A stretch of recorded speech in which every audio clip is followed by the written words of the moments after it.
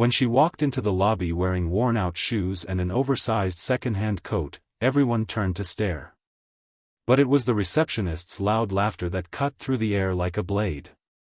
"She thinks she can get a job here dressed like that," she whispered to her coworker.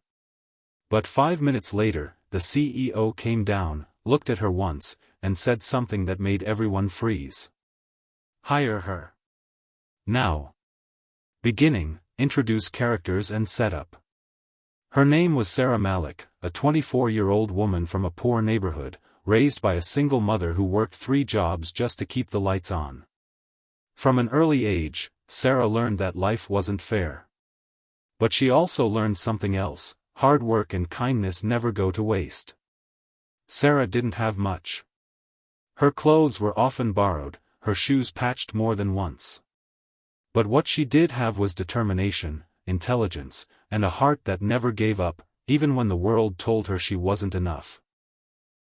After finishing her degree in business administration from a public university, through scholarships, night shifts, and tutoring, she finally got a chance. A big company, Wellington & Gray, posted a job opening for a junior analyst. It was her dream job. She had nothing to lose. The walk into judgment, first challenge. The morning of the interview, she wore her late father's old coat and a pair of scuffed black shoes.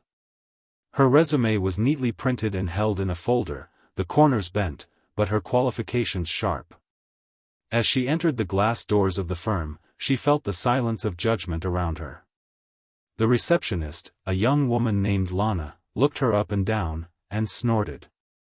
"Oh honey," she said mockingly, loud enough for others to hear. "Interviews are on the other side of town." Sarah smiled politely, pretending not to hear. Her voice calm but firm. "I'm here for the junior analyst position. I have a 9 a.m. appointment." Lana rolled her eyes.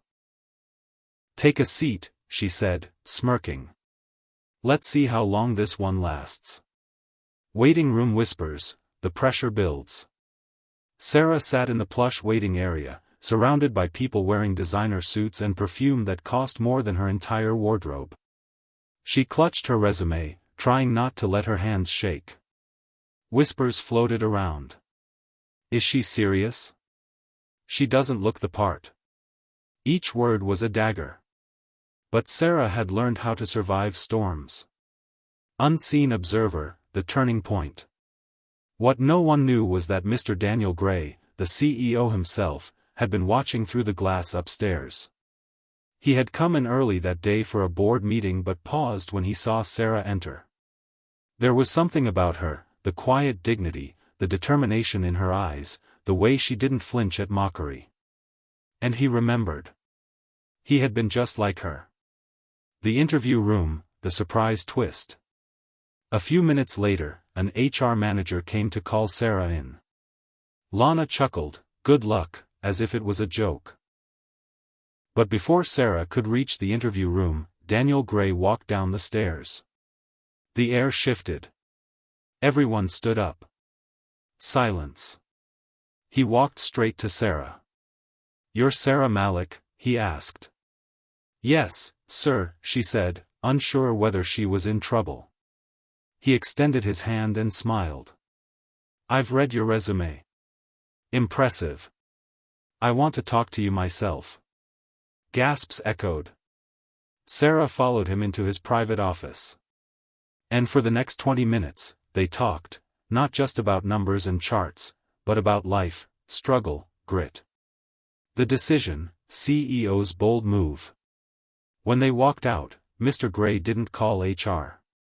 He turned to the room, looked at Lana and the other employees, and said, "Hire her. Now.